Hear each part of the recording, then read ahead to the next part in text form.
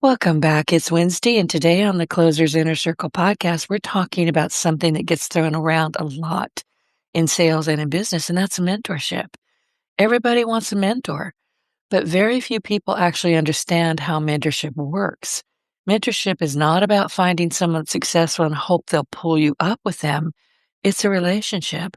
And like any relationship, it only works when both sides understand their roles and they put in the work.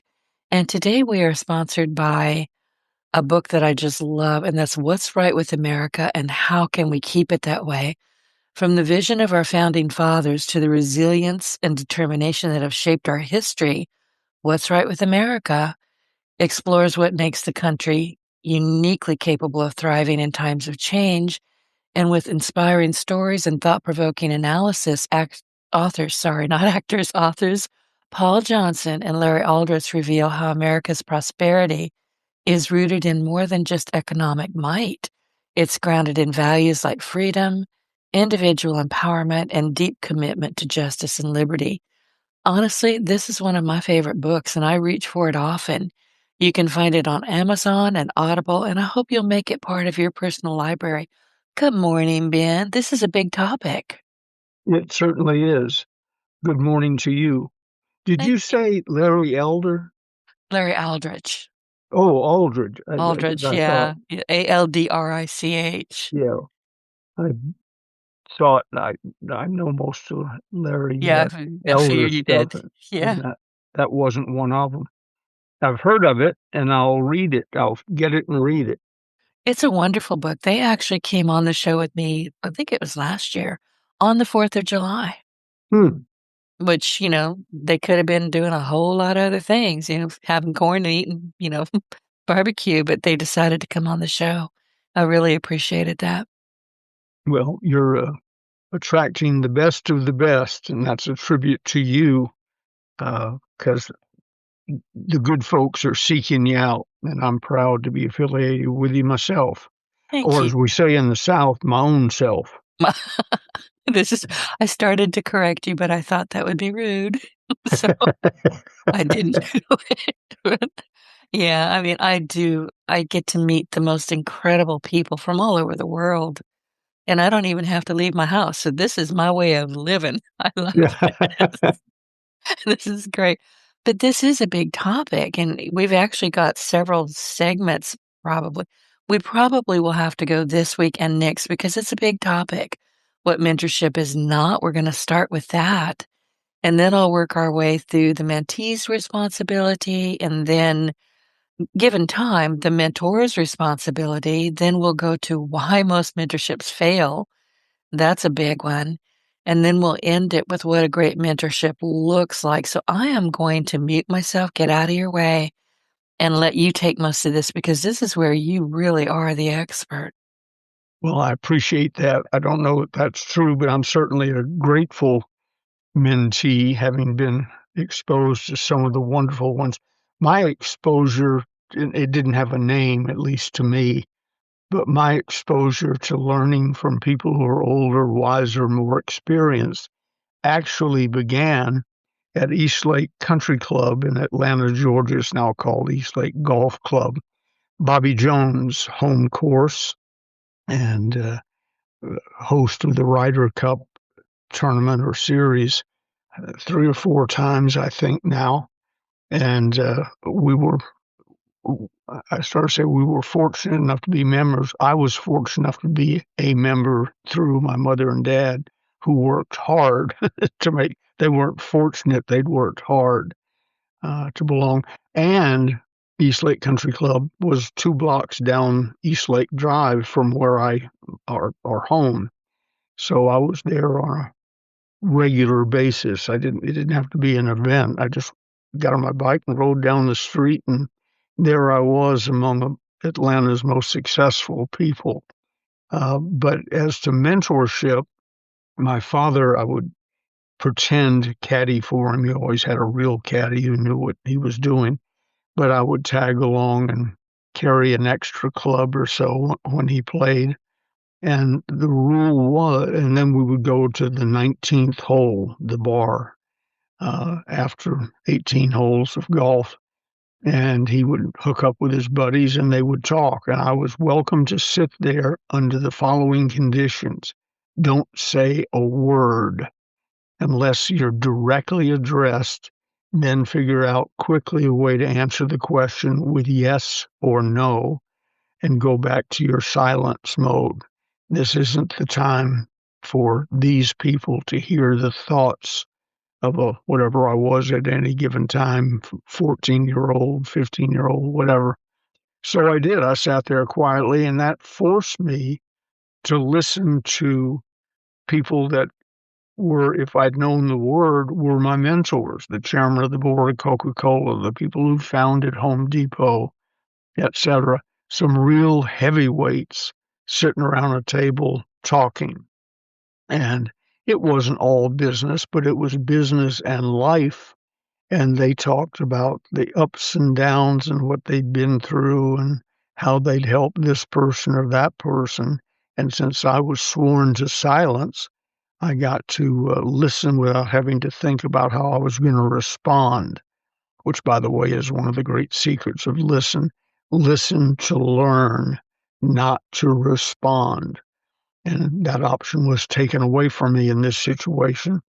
So I listened to learn or listened and sometimes thought about other things, but pretty much I thought this is special. I've dropped into a special thing.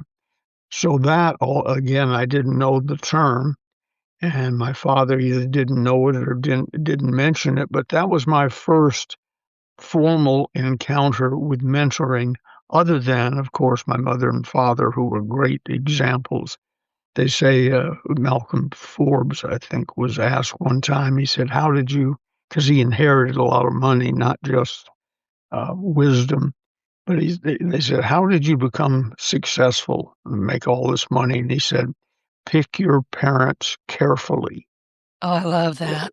Yeah, and that was sort of what happened to me. I picked my parents carefully and got dropped into a group of people that were by and large successful. Some had problems, and I remember some of those, but it didn't wipe out the overwhelming abundance of successful mentorship. And so I sat quietly at the end of the table and listened, and they were very gracious to me. But I think my father had told them not to talk to me because I don't.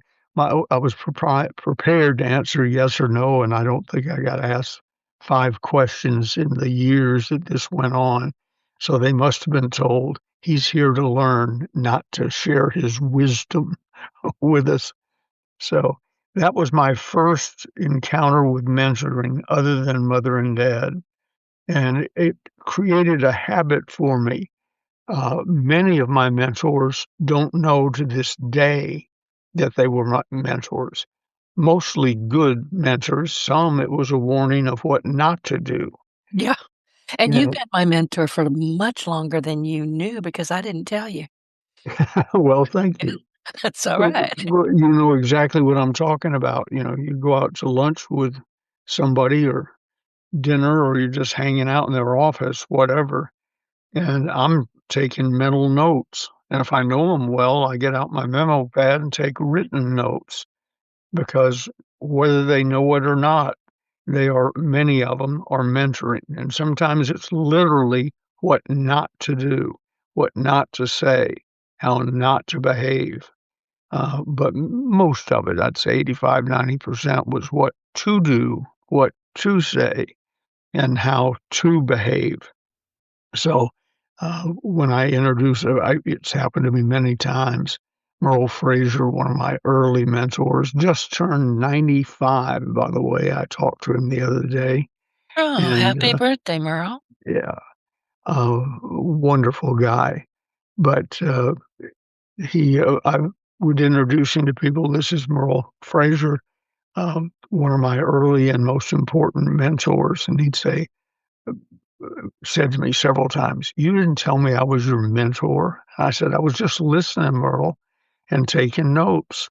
He's 12 years older than I am. Oddly enough, many of my mentors from those days are 12 years older than I am, William Penpatrick, etc. Zig was 18 years Mhm. older. That was Right. unusual.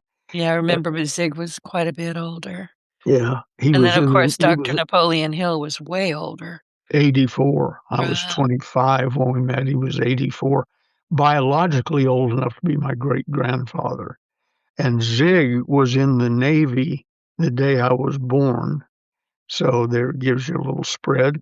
And Earl Nightingale was on the USS Arizona at Pearl Harbor, December 7th, 1941, when it got blown out from under him.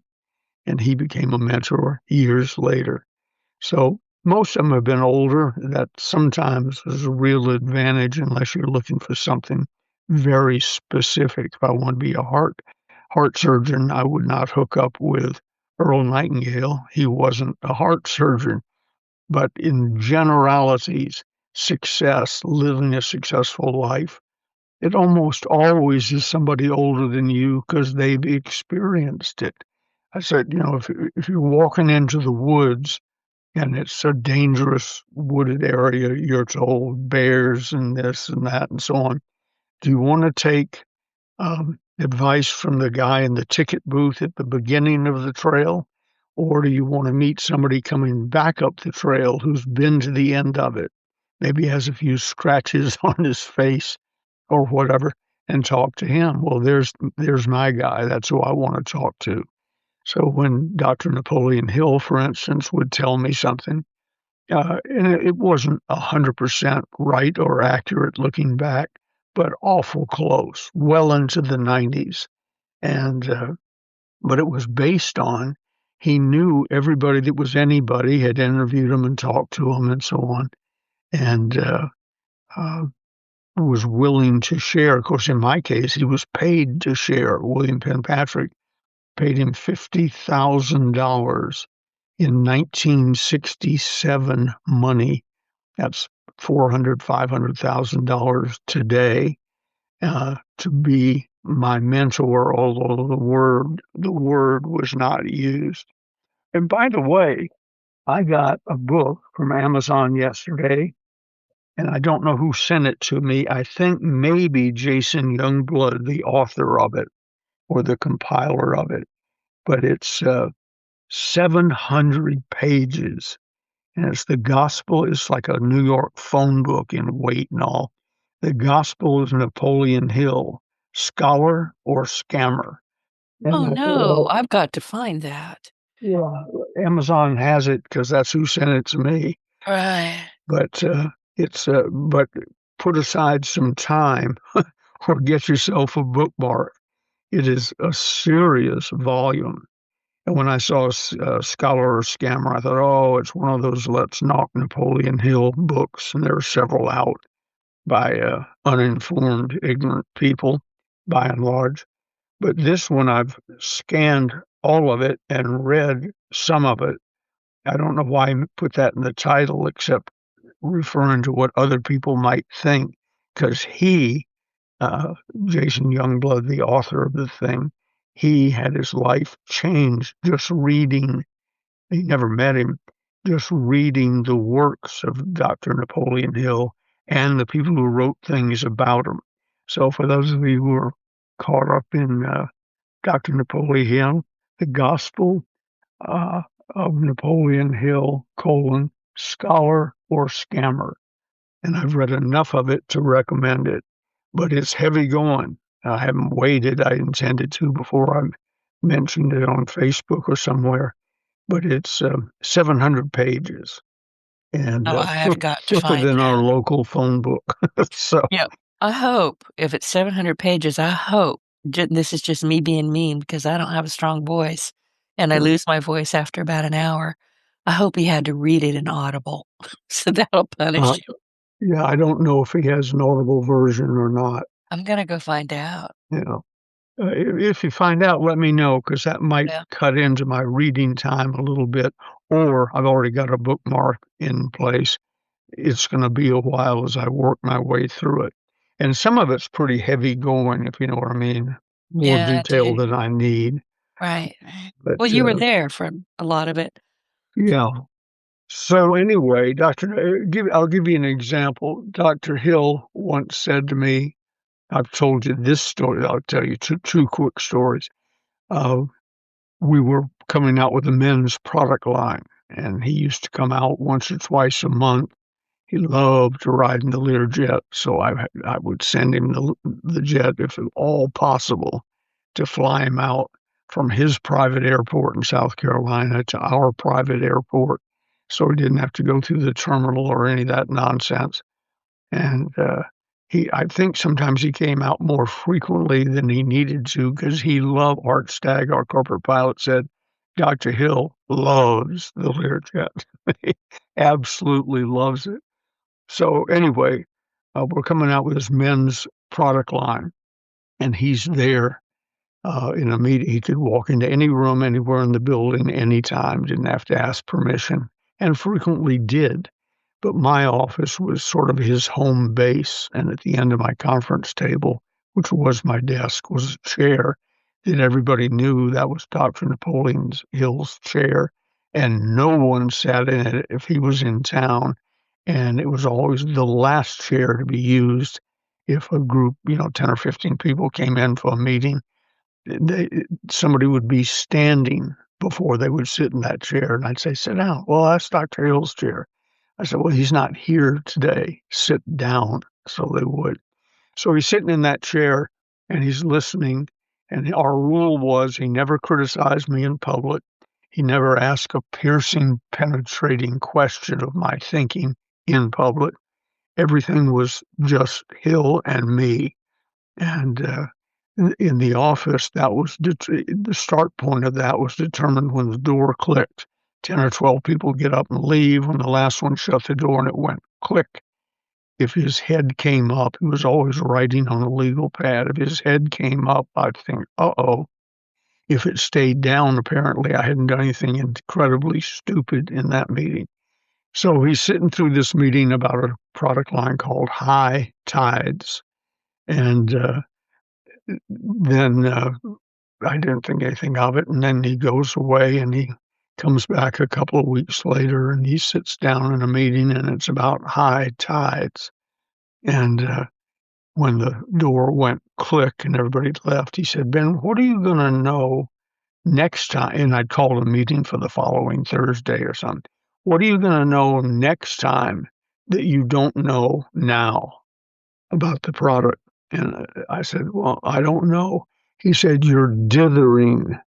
I still Oh, use that word. I used it the other day. yeah, that's from his era. "You're Yeah, I know, but dithering." every time I use it, I instantly see you. It's like, "Ooh." Ben would be so proud of me for remembering he said that word.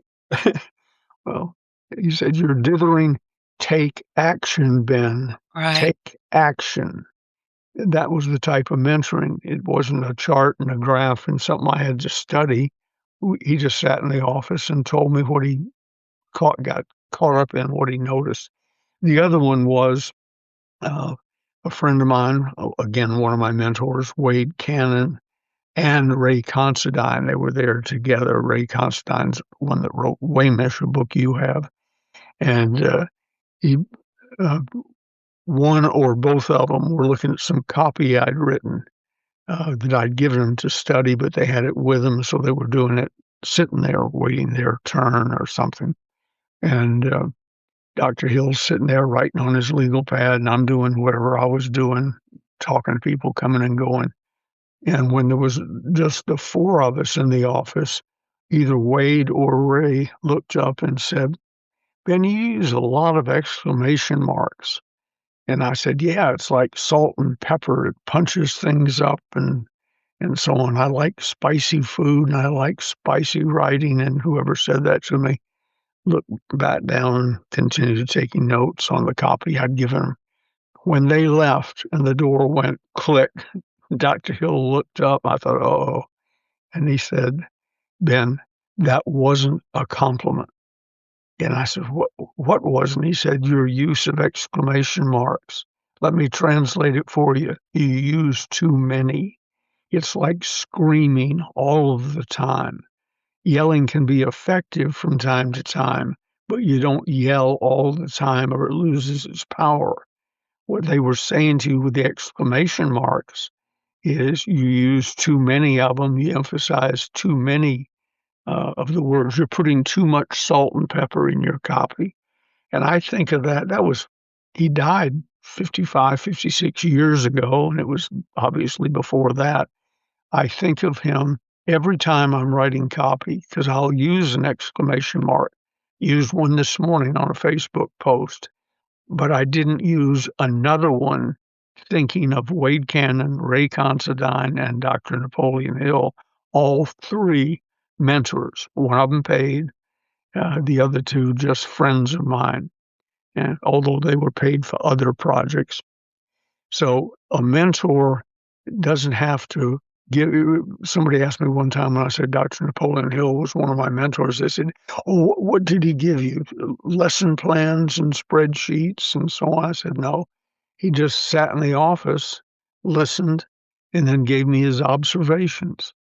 And then he stayed at the house. I learned a lot of things sitting around casually up at the house, and we would go out to lunch or dinner together, and I would learn a bunch there, but it was all just general conversation.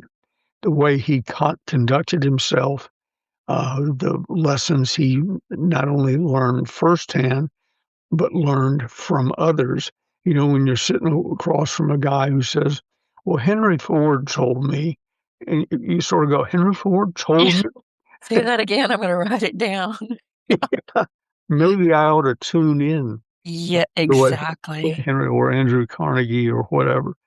So he was a mentor times 500 in that he brought with him his wisdom for living 84 years the day I met him. And And his the, presence, I think that's what a lot of people miss. And honestly, whoever asked you for a spreadsheet, I don't think they had them 50 years ago or 60. I don't think yeah, it existed, but, you know, sometimes just sitting like you did, listening, eating lunch with him, paying attention, writing it down, because he always told you, "Ben, write it down." right. And you still do, and now I do, because I can hear him telling you, "Ben, write it down." And, I hear it in your voice because you've said it. You've repeated that to me. So, I've taken three pages of notes on a small memo pad since you and I've been on the phone this morning. You know, writing furiously, don't forget this, write this right. down. Here's what we're going to talk about today. Uh, and so it's one of the reasons I ask you for Larry's, what's right with America, Larry's Larry last name. Aldrich, yeah, Aldrich. Yeah, Great guy. I was writing it down because I didn't want to forget that or forget how to get it or what the title was or what have you. So that habit still sticks with me. And the famous, for me, lesson there was that time Dr. Hill told me early in our relationship, he told me something, and I said, "That's good." He said, "Well, write it down." I said, "I'll remember." He said, "No, you No, you won't. won't. Write it down." And I hear that in your voice and in his, because I listen to so much of what he's got to say. I can practically emulate the guy, but I have to go back just a bit. The Gospel of Napoleon Hill, Scholar or Scammer. Ben, don't hurt that book. Don't drop anything on it. The paperback is $159.77. Is it really? So somebody Wow. loves you. Somebody, yeah. Hope and there was no invoice in the box. I looked for Yeah. that first. Yeah, there never is. I get books, authors will send me their books, and the only reason I know they sent it to me was because I either had when I was in the pre-interview, either I had their booker send it or they sent it. That's the only way I know how it got there, and that's just from my own memory. "Oh, yeah, I told the booker to send me that." Okay. But, yeah, there's nothing in there that tells you why it's there, which is kind of interesting. There should be a gift note or something. Yeah, or the books that we send out, 99.9% of them purchased or signed and dated. Uh, I sent a bunch to Amazon the other day, which meant they had sold them to somebody. So I looked at the calendar, and it takes a week to 10 days for the books to get to Amazon. So I signed them and dated them out 10 days. So it might appear, if they care, it might appear that they ordered it, I sent it, and so or Amazon did, but I was hanging out in Amazon's warehouse in case they sold a book. But I try and personalize everything, and that's surprised me about this. Of course, Jason could have signed it. Let's assume it was Jason Youngblood. He could have signed it when he sent it to Amazon, or it may be one of those print on demand things where you never saw this particular copy.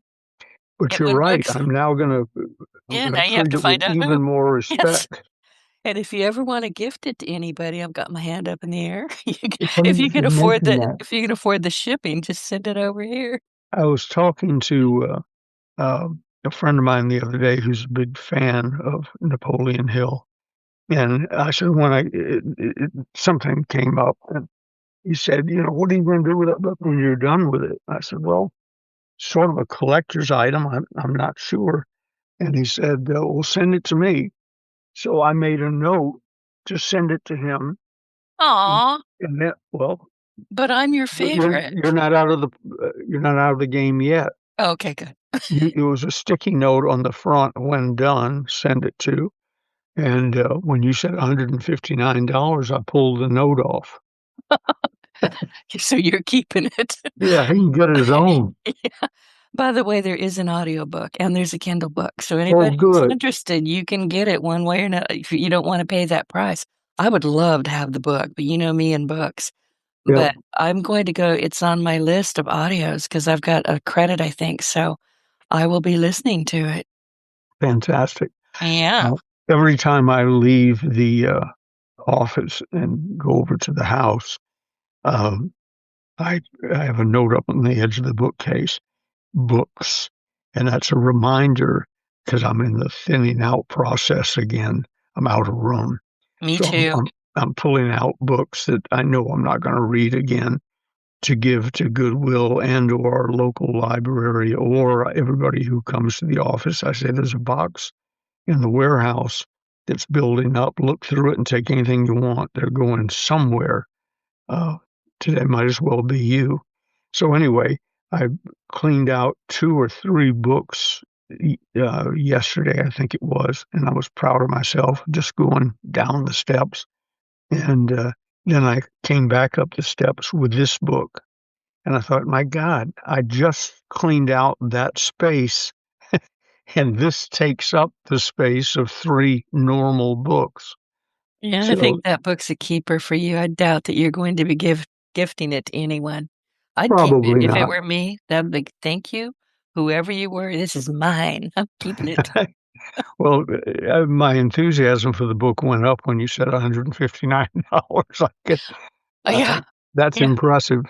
I thought so too, and it looks like and I didn't have time to look, but it looked like it maybe started out as 4 different books and then got combined into It one. Yeah, that might make sense, Yeah. because it is the size of 4 different books. Right. Well, back to mentoring, the, one of the subjects that you brought up in addition to what is a mentor, and I'm just describing what it is to me. There are different mentors, different coaches, different styles, and so on. But I personally don't want to see a spreadsheet or a book where I have to write down the 5 emotions that come to my mind, all that nonsense.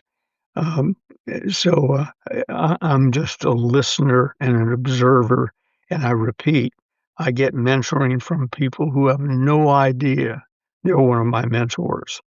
And again, it can be positive or negative. My father would not hire someone, generally salespeople, wouldn't hire anyone until he'd had a lunch and or dinner, preferably 2 with them, I because remember he's you telling he wanted to know how they treated people. right, how they treated staff who couldn't get Right. along for him other than bring them a sandwich. And if they were rude to them or abusive to them, uh, that was the end of the interview. I don't know what he told them, but there was not a chance of them getting hired. One of my mentors, who'll remain nameless because he's alive and may listen to this, nicest person you have ever met, wisest among the wisest people I've ever met, was abusive to waiters and waitresses, and that's not what I ordered. And this wine, I don't remember if wine was ever a subject, but he'd be that type of jackass that sends the bottle back 3 times. I've had some of those. I had a friend who did that, and at the 4th bottle, I said, "Listen, it's been nice." And I stood up, got my wife by her arm, and we left. And a day or two later, he said, "What was all that about?" I said, "I'm not going to sit there while you treat people like that. You don't know that much about wine. You're a wine snob. And I've got to go back in that restaurant and eat again. And the next time I go in there, I will apologize for your behavior." So Ouch. I've But seen a good lot for you. I've seen a lot less of him since that Uh, conversation. you Uh, reckon? yeah, I don't know why. But this friend of mine who still is a mentor, one day at the Caprice, one of the finest restaurants in the world in Tiburon, California, I had finally had my fill. I had seen him be rude or dismissive to people for numerous times. We traveled on the road together from time to time. But we came out of the Caprice where everyone in there was a friend of mine. You know, the type where you walk in and the maitre d' hugs you. And the chef is, you hear somebody say, Mr. Gay is here, to the owner and chef, and he comes out, Oh, that type of place. And he was abusive there and dismissive to people that were obviously my friends. I mean, it wasn't like, uh, at Denny's or something. Uh, that would have been just as Denny's, they'll bad, but spit in your food. yeah, but exactly. I have a rule in restaurants. You never let food you received out of your sight again. No, Look, if it's wrong, it's wrong. You just deal with it. right. You don't So send it back. they're gonna fix it and send it back to you because I have a feeling I was a short order cook in a drive-in restaurant in Atlanta when I was a young man in high school, and I know what might have been done to more than one thing that got sent back. You're getting a hamburger at a drive-in restaurant. I don't want to hear your opinions. you know, you knew what it was when you ordered it. It's called a hamburger. But if you want it cooked a little more, we can do that with a couple of other additions to the hamburger that you'll never know about. Oh, ick. Okay, now my stomach hurts. So anyway, this mentor and I almost said his name, come out of the Caprice and we're walking to our cars. And I said, "That's the last meal," for the record, in case you're wondering, so I don't have to make up stories about why I'm not available. "That's the last meal you and I will ever have in a public facility." He said, "Why?" "Well, I'm glad you asked, because you did this and you did this and you insulted friends of mine who I've known." One of them, the owner, his name was Kirby Atterbury. Uh, I'm taking my mother and dad there one day, and he comes out and graciously introduces himself. "I'm Kirby Atterbury." And my mother looks up and says, "Was your name when you were a kid Bunny Atterbury?" And he dropped his head. He said, "Oh, Jesus, no. Please tell me you don't know me as Bunny." Well, he lived on the property next door to my godparents in Oh, Enfield, Connecticut, and his name was Bunny Atterbury then. And mom and dad used to take him to town and get him an ice cream cone and something. Now he's bearded, white beard, white hair, and the owner of one of the most successful restaurants in the world, most famous and beloved. And from his past comes my mother reminding everyone in the restaurant his name is Bunny. that's your mom is the one that's supposed to do that to you. Yeah, and she did many times. I know, but your mom's not supposed to embarrass your childhood friends. Yeah, you'd think. You would, yeah. But anyway, that went back to, I guess they knew him in the early 40s, before I was born, as I was born, whatever. And it was an interesting experience as she called him out. But I told this friend of mine, "We're not eating in public together anymore, and here's why: you did this, and in Cleveland you did this, and in Memphis you did this, and as much as I love you, and we'll continue working together if you want to. It won't be in a restaurant." And he Yeah. says, Yeah. "Forgive me. Please forgive me. When I feel like I'm gonna say something that could possibly be misinterpreted, I won't say anything. Give me one more chance." And we had that conversation for 5 or 10 minutes, and finally I agreed to one more chance. And that was 50 years ago, and he hasn't broken the rule since. He's turned into a complete gentleman, which he was in all other aspects of his life anyway. Why So did he do there it? Did he ever work that out? What was the issue? just, I'm godlike and you're not. I'm gonna go with general snobbery. Well, same thing. Yeah. But there was a mentoring lesson, there. One, he taught me that you can, be corrected and change course, and he did. That's rare. Most people can do what they've always done. You can tell someone they're a jackass, and they'll be a jackass tomorrow. So you just have to decide if you wanna be around that particular jackass. The, but in his case, he changed course completely. And here's another little secret, we don't talk about it. I've never said to him, "Do you remember that time I called you out for being a fool? Well, I'm glad you changed your way." It just never came up again. He became a perfect gentleman like he was in all other aspects of his life.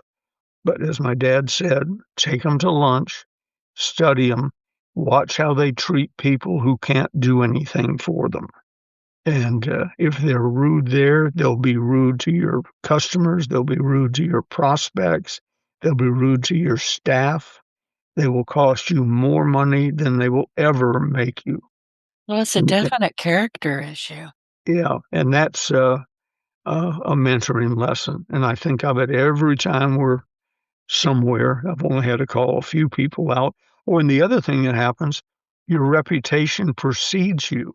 I've sat down with people and over a meal, I do a lot of business over meals because I don't want to clean up my working office to impress them. Um, but I've sat down with people and had them say in so many words, comes out different ways.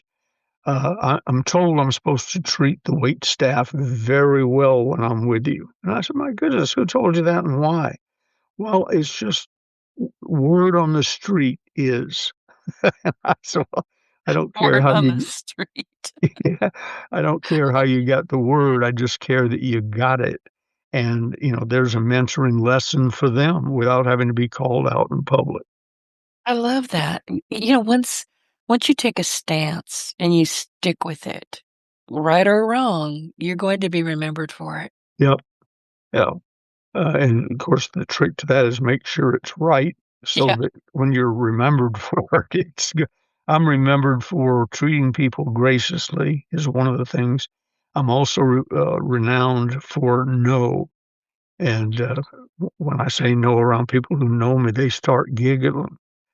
And the inside joke is sometimes people are put up to ask me questions because they know I'm gonna say no, and there's bets. I've said no to people for things, and somebody reaches in their wallet and hands the other person $5, said, "I told you."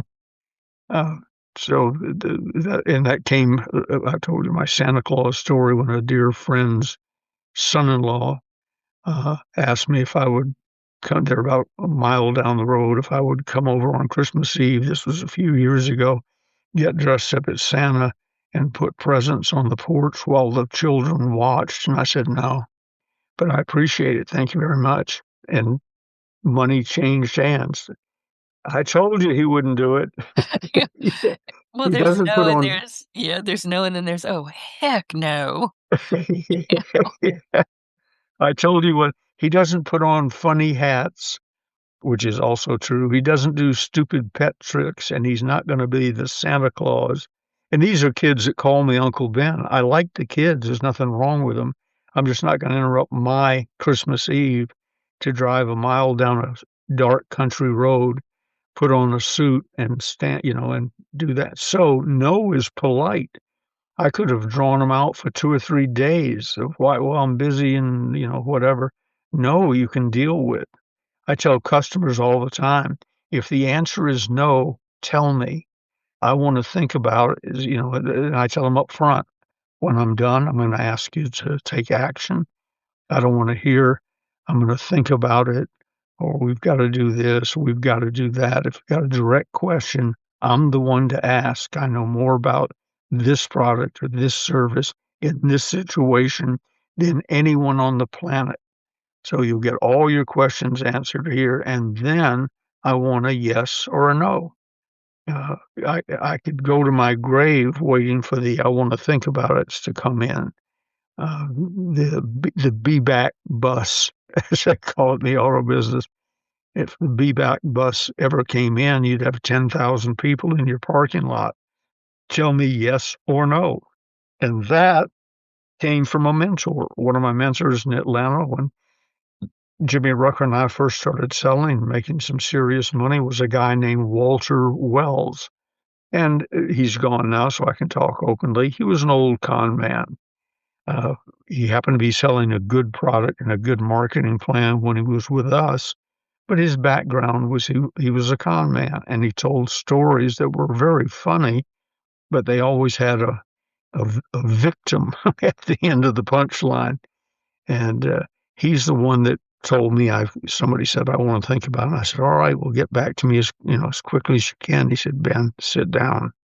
And I sat down, and he mentored me that those people would never be back, and that I was going to waste time waiting for them to come back and chasing them around and so on. And I just shouldn't do that. And he went into great detail about why.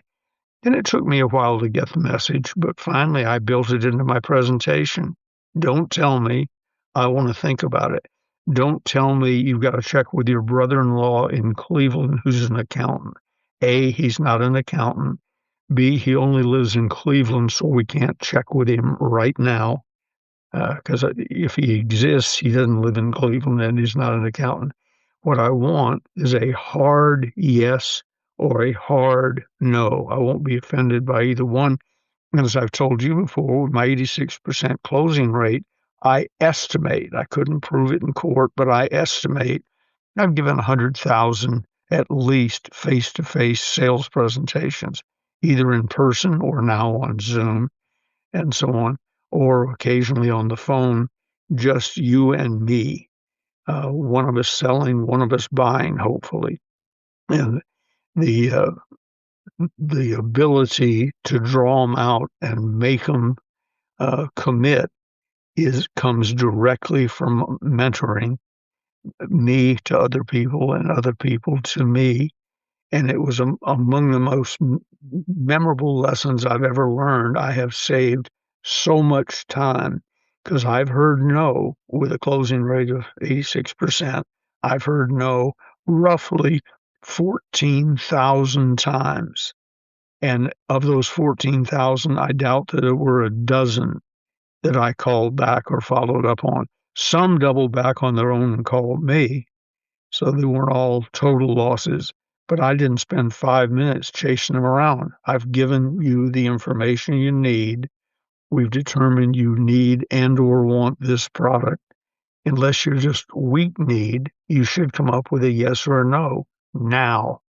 So if you're listening in, there's some mentoring short form that took me years to pick up from people that I worked with, and that includes my parents, Dr. Napoleon Hill, uh, some of the great names of sales and marketing, uh, Earl Nightingale, Dr. Norman Vincent Peale, Dr. Maxwell Maltz, Og Mandino, Bill Gove, Larry Wilson, Wade Cannon, who I mentioned earlier. Oh, and here's one, I'm looking at a list. Here's one that taught me a great deal sitting in his cell one of the 3 times I visited him, 3 3-hour visits, 9 hours total. Charlie Manson. Every time I hear you say that, I still just do a whole body frisson. It's like, ugh, Yeah. I But can't help it. he was uh, magnetizing. That is the real word I was looking for, but that'll do. He was, Mesmerizing, I think is what oh, you yeah, there you go. He was mesmerizing. You're sitting there looking at him, knowing he allegedly didn't kill anybody but himself,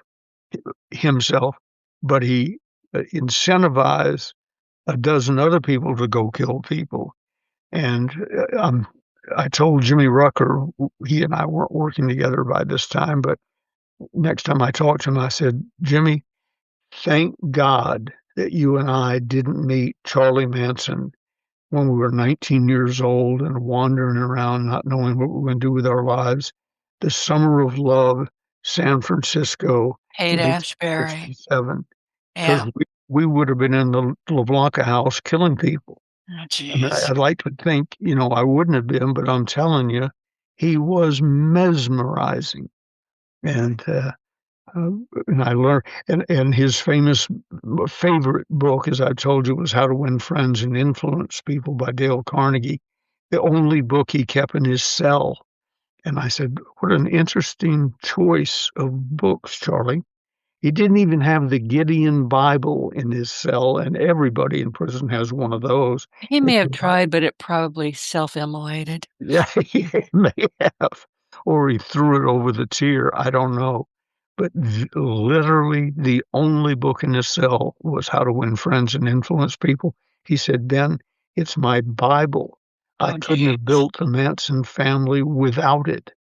So the next time our listeners are picking up How to Win Friends and Influence People, remember how to win friends and influence people.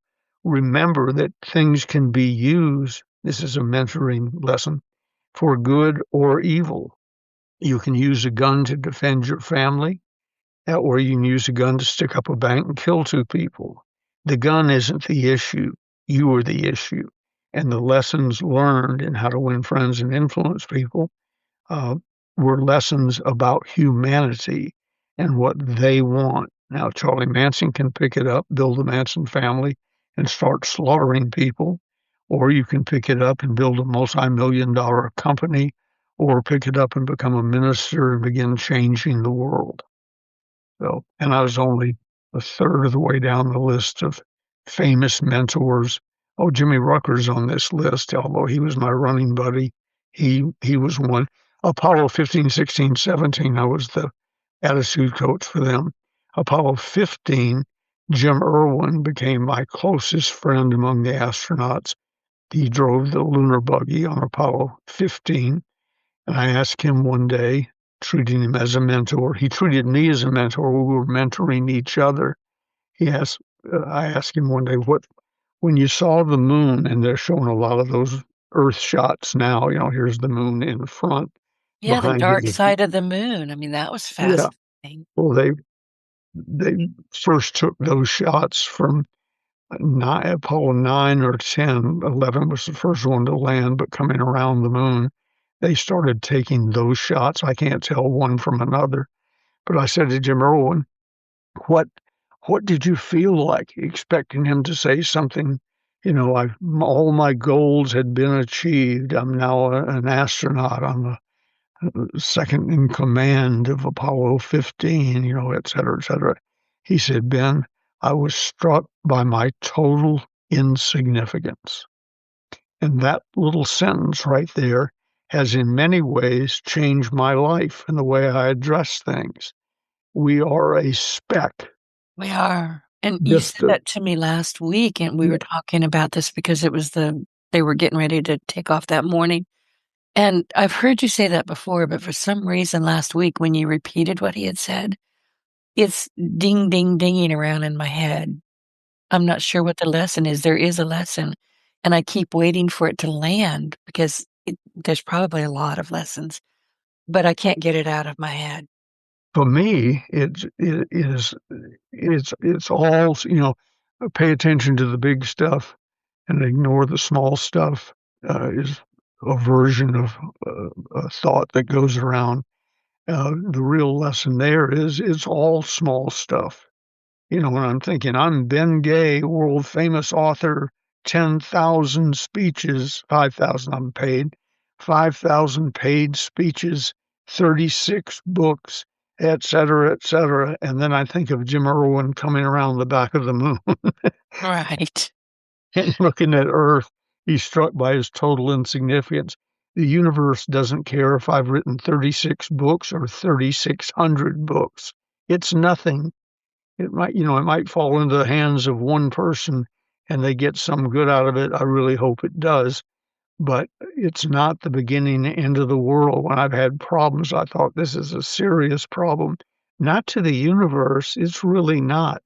The universe would have a hard time finding the solar system I'm in. Never mind the planet I'm on. Never mind that I was broke. They don't care. Just don't care. So for me, it put things in perspective when he said that. It took a while to settle in, but eventually it put things in perspective. And it ain't no big deal. Pay attention to the small details, but the big details are also small details, tiny. And then he died. He started Operation High Flight, a Christian ministry.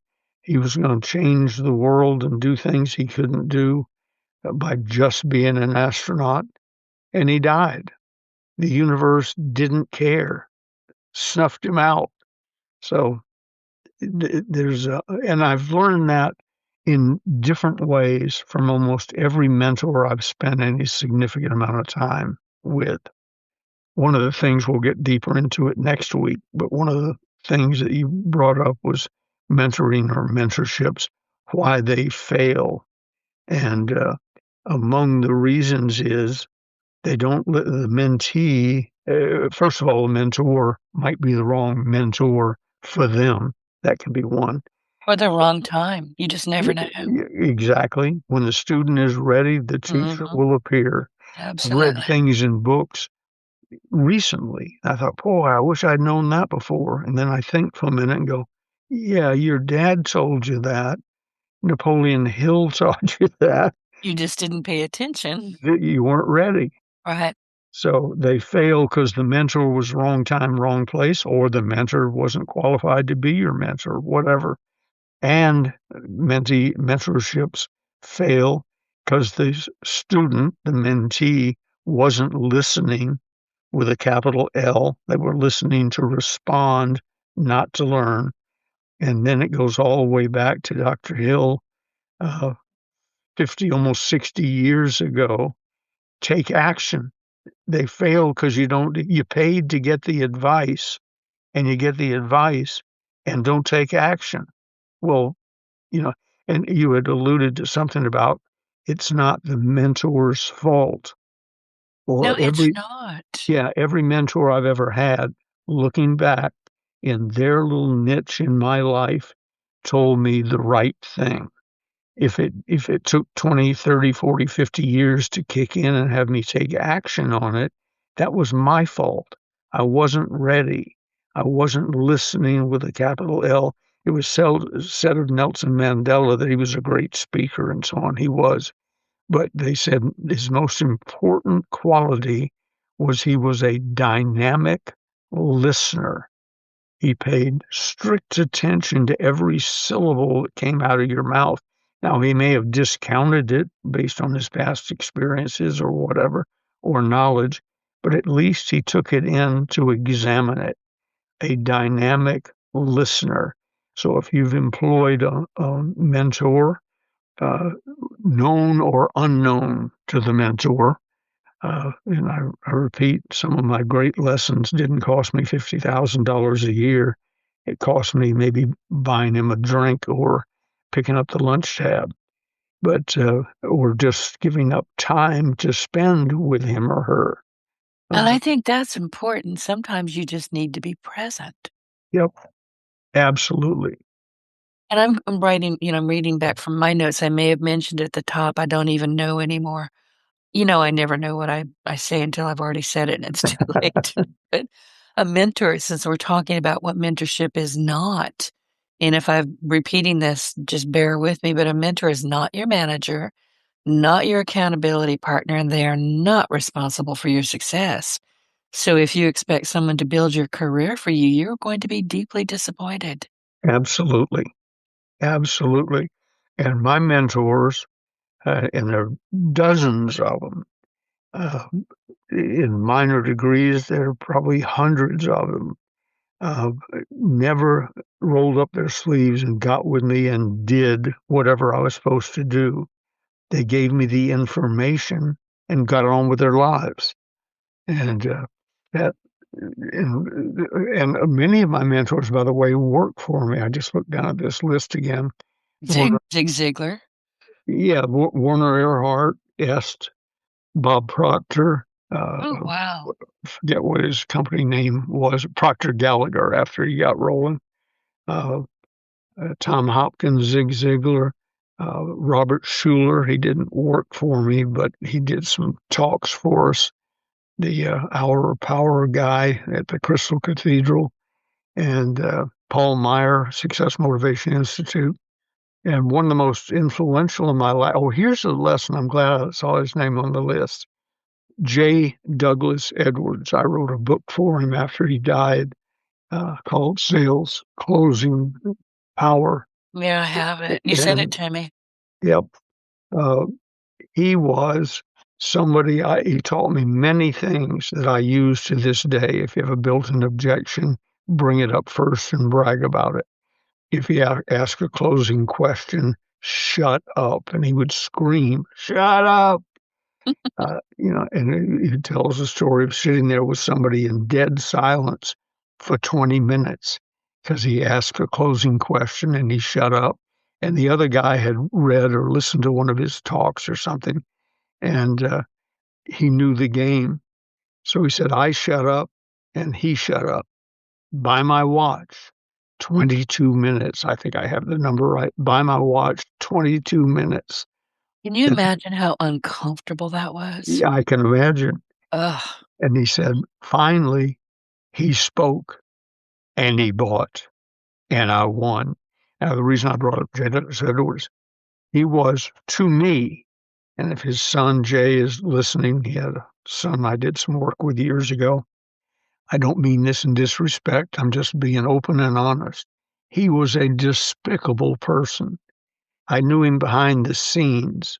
As I have told you numerous times, I know who's who, what's what, and where the bodies are buried. Yeah, you've It, told me before that you just did not like or not, I didn't want to say appreciate, but you didn't like him or really want to be around him. right, absolutely. And was as infrequently as I could possibly be. But here's the lesson in bringing up his name. You can separate your like or dislike of the mentor from the lesson. And Jimmy Oh, Rutt, say that again. That's important. you can separate the mentor, good or bad, uh, positive or negative. You can separate them from the lesson. Got it. In other words, J. Douglas Edwards said, if you have a built-in objection, bring it up first and brag about it. I don't have to like J. Douglas Edwards for that to have changed my entire approach to selling. It did, and I give him full credit for that. Didn't want to have lunch with him, but that changed a lot about my selling. And Jimmy Rucker, the greatest salesman I ever personally worked with, my running buddy in high school, college, and into life, Jimmy Rucker gives 90% credit of his sales success to J. Douglas Edwards. And he and I Right. have debated it because I said, what? I got a few things from him, but I didn't get all that much. He said, Ben, I got everything I know. He said, from your father, Jimmy worked for my dad, from your father and J. Douglas Edwards. He said, remove those two people from my life, and no one have ever heard of me or known that I was a good salesperson. So I got to think there's an example of me not separating totally the lesson from what's the old saying? Don't shoot the messenger. All right. Yeah. I sort of mentally shot the messenger, and I shouldn't have. I should have thought to myself, okay, you don't like him, but write it down. And so you're teaching me something very important because when I decide I dislike somebody, it doesn't happen often, but it's permanent. It's permanent. I don't go back. But I also need to understand that they do have things that are worth listening to or watching. I still don't have to like them. Right. But And in in the South, we hold a grudge. I'm warning you, we can hold a the, grudge yeah, like I know. nobody's business. I know. I was raised by a lady in the South Yeah. and with a lady in the South. My sister, she's struggling a bit right now, but my sister would Oh, bring up things. Do you remember when I was in kindergarten and you said, and I'm going, Jane, no. no, I don't oh, remember being 5 or 6 or 18. What are you talking about? she was in kindergarten. I was 12, Oh, jeez. and but I managed to insult her somehow, some way. She's holding that grudge still? I guess she's got some mental issues now, but Oh, minus the mental issues, the last time I had a perfectly normal talk with her, she was bringing up things that were 60, 65 years ago. oh, And, she loves you. Don't worry yeah, about it. She loves you. yeah. And the more she talked, the madder she'd get, like it just happened. Oh, oh. Well, we're out of time, dude. We are, we are. Well, listen, everybody, if you are, and we're going to carry this on next week because I had 5 segments here that I wanted to cover, and we covered the first one brilliantly, I thought, Ben, so thank you. But if you're looking for a mentor, don't just ask who can help you. Ask yourself if you are someone a great mentor would want to invest in. Because honestly, they're spending a lot of time and energy with you, not telling you what to do, not bossing you around, just listening, and watching what you're doing and trying to help without getting in your way, so to speak. So choose people who will show up, do the work, and take it seriously because you have to do the same. So, Ben, I guess we'll pick up next week. I think we'll pick up on, let me go back to my notes here. I have to move a cat's butt out of the way. Um, that's just my life. The mentee's responsibility. And this is really where people get it wrong. Absolutely. So anyway, well, thank you everybody for spending time with us. And by the way, tell, your buddy Rucker, he owes us a sponsorship fee. He is mentioned every single week. So He's getting a lot of free coverage because he is. he's retired with a capital R. I don't care. He owes us. That's just all there is to it. Hey, Jimmy. Anyway, thanks, Ben. I'll see you next weekend. Bye. Bye.